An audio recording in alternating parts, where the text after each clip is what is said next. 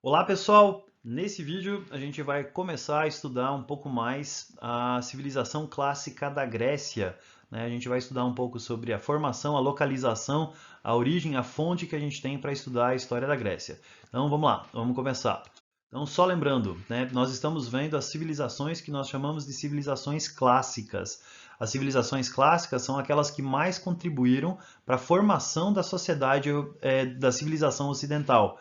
Então, a forma como nós vivemos, né, a forma como é a nossa política, a nossa sociedade, a organização das nossas cidades, foi muito influenciada por essas civilizações. E as duas civilizações clássicas que nós temos são a civilização de Grécia e a civilização de Roma. E nós vamos começar a estudar a Grécia Antiga nesse vídeo aqui.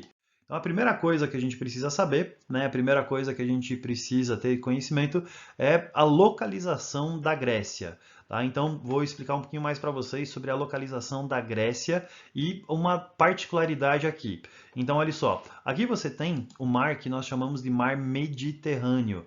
O nome Mediterrâneo significa no meio da terra, porque naquele tempo as pessoas acreditavam que existiam somente esses três continentes, né? A Europa em cima, a África aqui embaixo e essa região aqui que era a Ásia.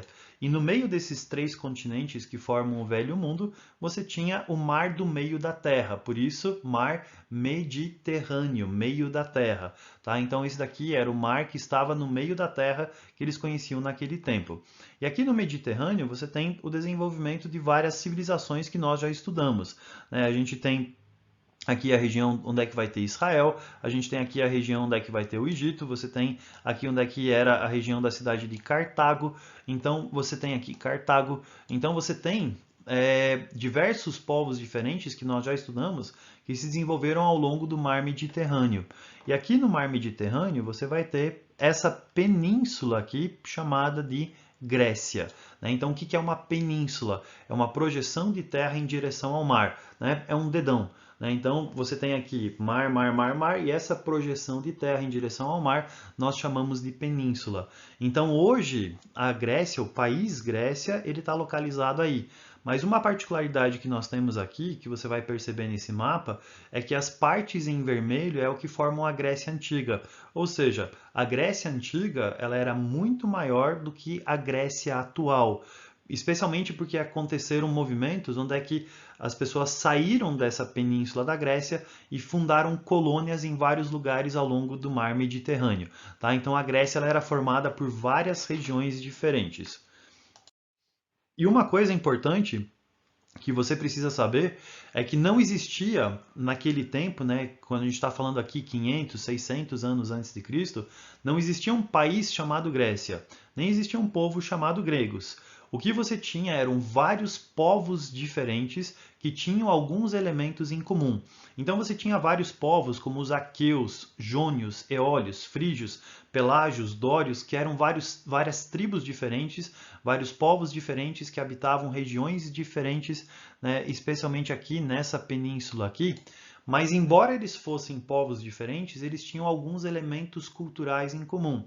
Quais elementos culturais que eram esses? Especialmente a língua, né, aquilo que eles falavam, e também a religião deles, aquilo que eles acreditavam. Então eles eram povos diferentes, mas eles tinham alguns elementos em comum. Esses povos, eles também habitavam várias regiões diferentes, né? E a Grécia daquele tempo, ela era formada por quatro regiões diferentes. A Grécia continental, tá? Que é essa região aqui que está no continente europeu. A Grécia peninsular, que é dessa regiãozinha aqui, chamada de Península do Peloponeso. Você tem essa região aqui, formada pelas ilhas gregas, que forma a Grécia insular, tá? E você tem outras ilhas também, como a ilha de Chipre aqui, né, que forma essa Grécia insular, e você tem a Magna Grécia, que é essa região aqui na sola da bota, no sul da Itália, mais as colônias gregas espalhadas pelo mar Mediterrâneo. Então você não tinha um povo chamado gregos, nem tinha um país chamado Grécia.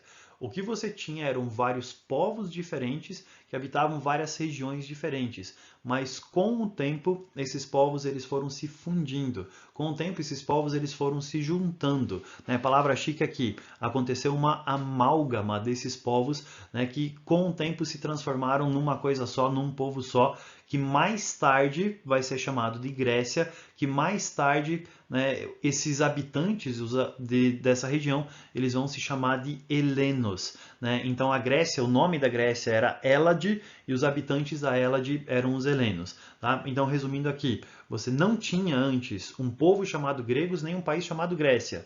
Você tinha vários povos diferentes que habitavam várias regiões diferentes, mas eles tinham alguns elementos em comum e com o tempo eles foram se juntando e eles vão dar origem a um povo só, que é chamado de helenos, que nós chamamos de gregos. Agora, como é que a gente sabe o que aconteceu? Como é que a gente sabe essa história dos gregos? Né? Como vocês sabem, para a gente estudar a história, a gente precisa ter fontes. E a principal fonte escrita que a gente tem sobre a origem da Grécia, sobre a origem da história da Grécia, são os poemas de um cara chamado Homero. Esses poemas, né, eles contam histórias que são bem conhecidas, na verdade, e eles contam essas histórias misturando fatos que aconteceram de verdade, costurando esses fatos com mitologia grega. Então você tem uma mistura de o que é história lá no meio, com algumas coisas que são mitologia, com outras coisas que são crendices, com outras coisas que são superstição. Então esses poemas eles misturam isso. E os historiadores pegam desses poemas aquilo que é história e que pode ser estudado. E nós temos dois poemas do Homero. O primeiro é chamado de Ilíada.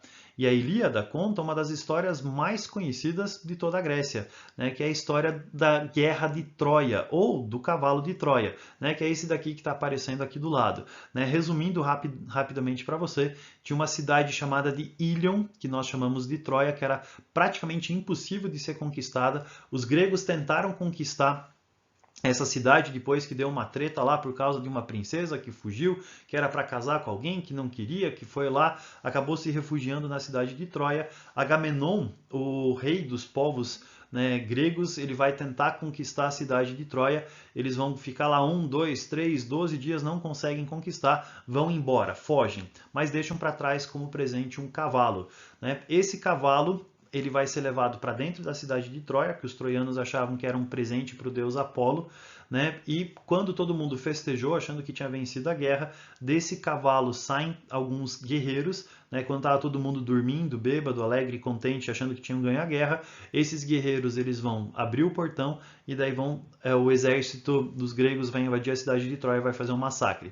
Né? Essa história que é muito conhecida, né? Da onde vem a expressão presente de grego, né, que vem dessa história da Guerra de Troia, ela está contada nesse livro, a Ilíada, né, que conta essa história da Guerra de Troia. Então você tem a história da Guerra de Troia, que é verdadeira, mas você tem intervenção de deuses, você tem semideuses, tem o Aquiles participando disso, né, você tem as interferências dos deuses no meio desse conflito, então você tem essa mistura entre história e mitologia. E o segundo poema que você tem é chamado de Odisseia. E a Odisseia, ela conta o retorno de um dos heróis da Guerra de Troia, chamado de General Ulisses, né? Em grego ele é chamado de Odisseu, por isso que é Odisseia, e ele precisava voltar para casa. A esposa dele, Perséfone, estava esperando ele em casa e ele precisava voltar para casa, mas sempre tinha alguma coisa no meio do caminho que impedia ele de voltar para casa. Tinha uma sereia pela qual ele vai se apaixonar, tem alguma tarefa que ele tinha que fazer, ele fica perdido, fica numa ilha, enfrenta um ciclope, sempre tem alguma coisa que impedia ele de voltar. Então essa história do retorno de Ulisses para casa está contado nesse segundo poema chamado de Odisseia. E essas são as principais fontes que a gente tem para estudar a história antiga da Grécia. Tá? E aqui a gente tem um período chamado de Creto Micênico, mas isso a gente vê no nosso próximo vídeo. Beleza, pessoal? É isso daí. Abraço!